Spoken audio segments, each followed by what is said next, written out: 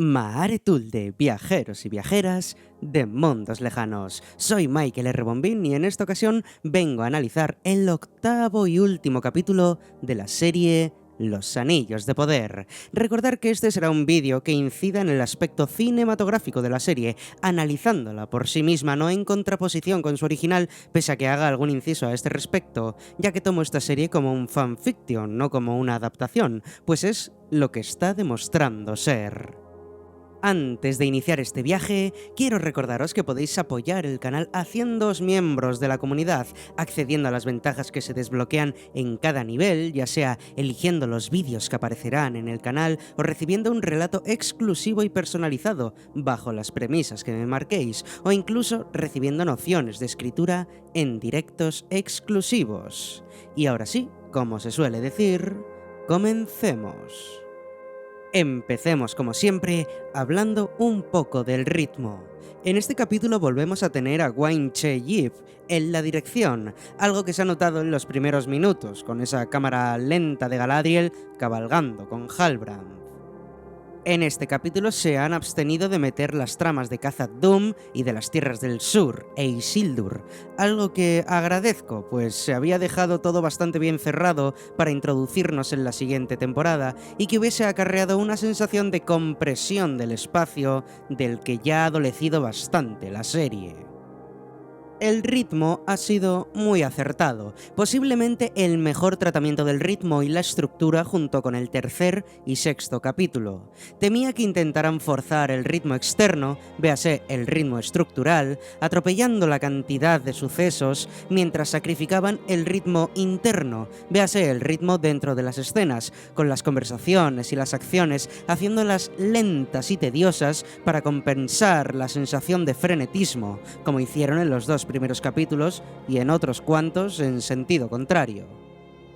Pero para mi sorpresa han decidido mantener unos ritmos relativamente acompasados y que en gran parte hacen de este capítulo, al menos en ese sentido, uno de los mejores construidos de la serie.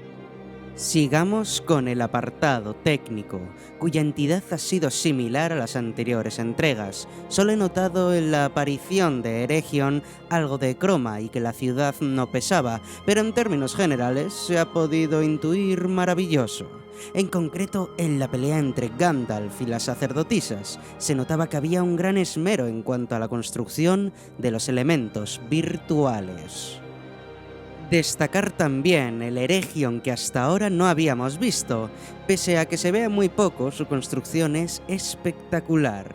Es cierto que debido a la prisa por contar todas las tramas durante esta temporada, no hemos podido ver, como sí vimos en Númenor, las calles, la vida y la cultura en general de Lindon, Eregion o Khazad-dûm, más allá de simples pinceladas, algo que espero que en las siguientes temporadas se solvente.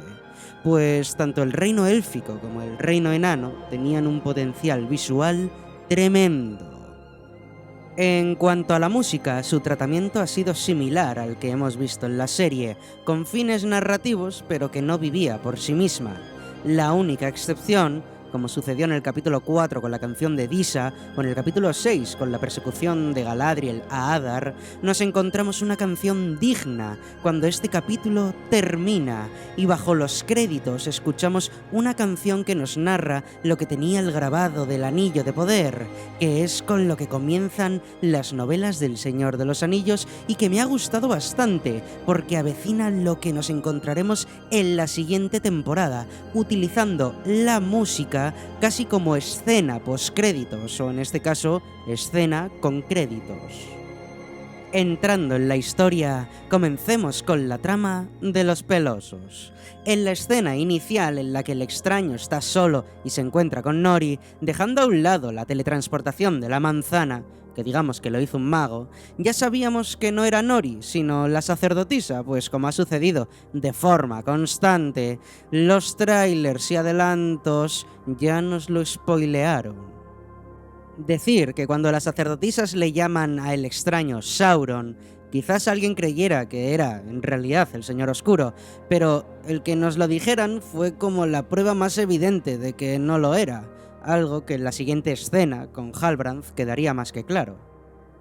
Para mi sorpresa, la trama de los pelosos ha tenido consecuencias, aunque no la que yo esperaba. Sinceramente, tenía la esperanza de que la que muriera fuera la madre de Nori y no Sadok, para que la pelosa al fin sufriera una secuela que realmente le cambiase el paradigma, pero digamos que al menos hubo algo, aparte de caravanas incendiadas.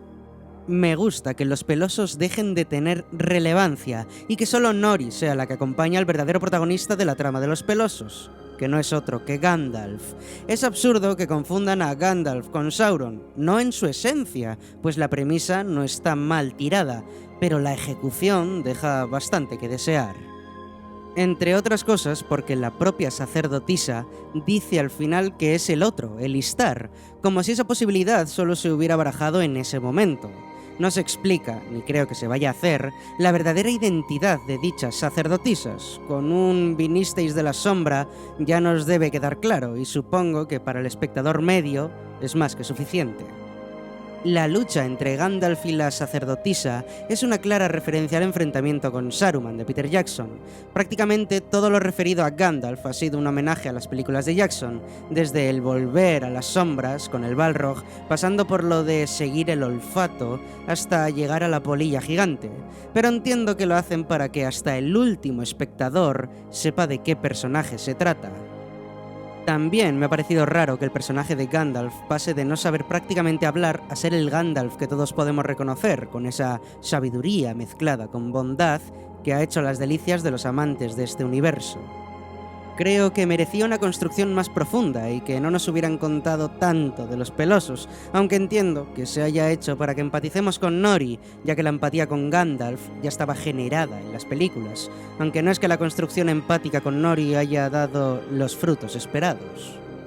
En la segunda temporada seguramente Gandalf se encuentre con Orodreth y puede que con Thranduil y Legolas, pero quién sabe a qué lugares querrán llevarnos los guionistas de esta serie, teniendo en cuenta que el temor de todo fan de que en efecto Gandalf fuera el hombre del meteorito haya terminado por ser cierto. Entrando ahora con los Númenóreanos, diría que han tenido la relevancia acertada, la suficiente para dejar abierta la puerta al conflicto de la segunda temporada. Hay tres cosas que destacar con respecto a ellos. La primera sería la relación entre Miriel y Elendil, y su unión en el sacrificio, el hijo de uno y la vista de la otra, pese a que sea evidente que Isildur sigue vivo, y la falta de vista de Miriel hará más relevante su vínculo con la Palantir. Pero esta unión forja los cimientos para que ambos se unan en un objetivo común, que no ha quedado del todo claro cuál es, si volver a la Tierra Media para enfrentarse a la sombra o salvar su isla del cataclismo, cosa que solo Miriel conoce. Aunque entiendo que Miriel cree que debe destruir la sombra para salvar Númenor, no acabo de entender la motivación de Elendil si no es la venganza, algo cuanto menos extraño. La segunda, y para mi gusto la que más me ha interesado, es Pharazôn hablando de la inmortalidad. Este es el tema central de la caída de Númenor y que hasta ahora no habíamos tenido ninguna mención al respecto. Cuando Pharazôn habla de que ningún hombre puede alcanzarla o librarse de la muerte, y después mira el cadáver del rey Tar-Palantir, veo su ansia por la inmortalidad o su temor por la mortalidad, pese a que en aquel tiempo los númenóreanos alcanzaran los 200 años tranquilamente, cosa de la que tampoco se habla en la serie, porque entiendo que conllevaría bastante tiempo de explicación.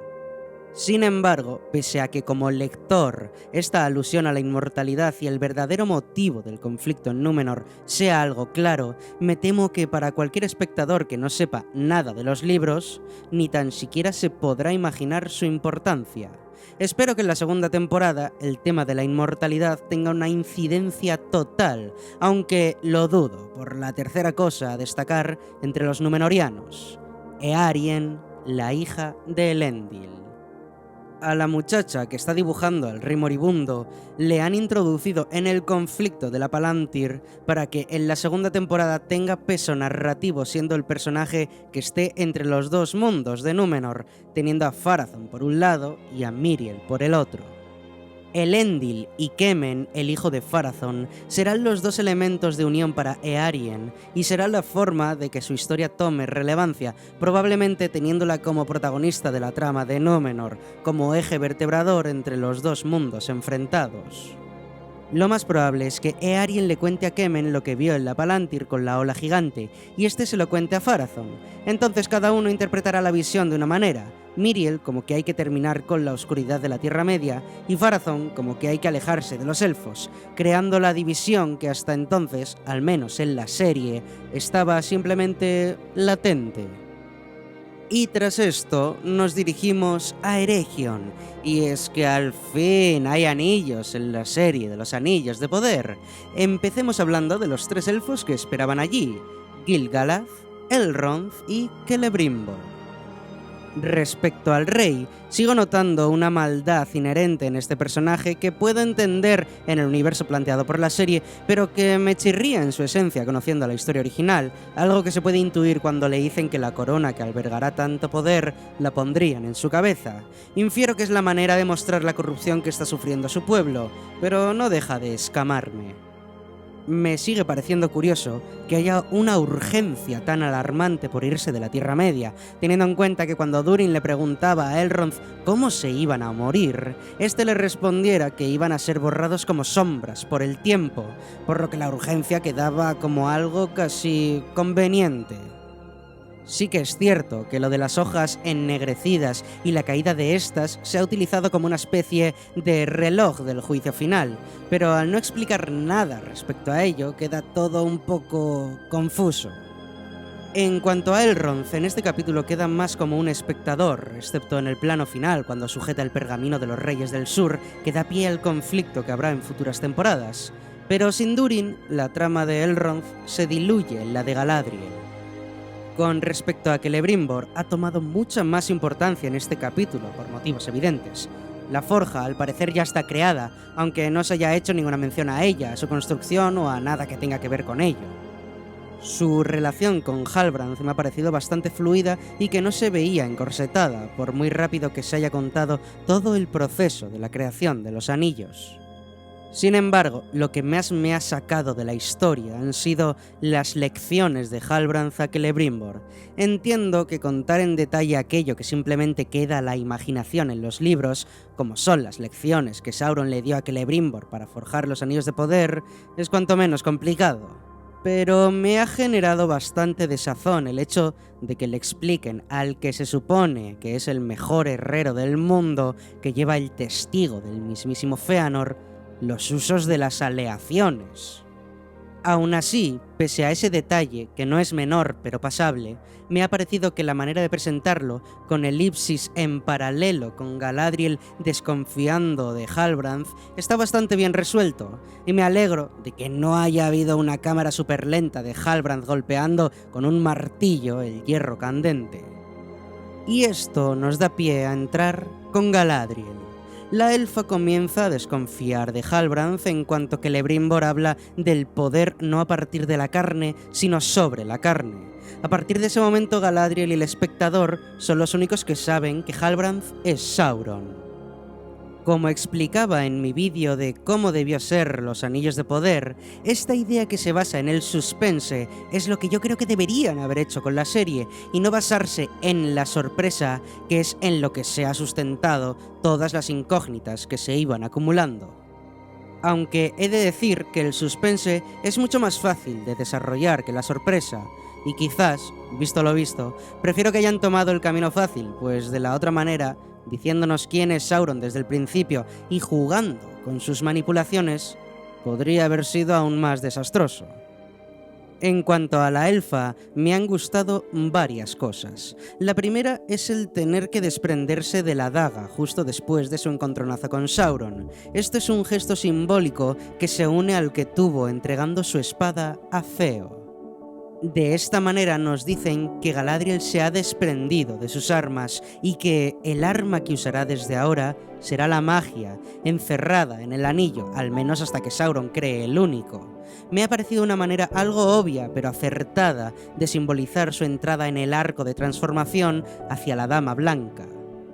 La segunda ha sido el motivo por el que se debían forjar 3 anillos. 1 siempre corromperá, 2 dividirá, y con 3 hay equilibrio. Es un comentario digno de los elfos y que no sonaba forzado, como sí me lo ha parecido lo de seguir nadando que le dice a Elrond.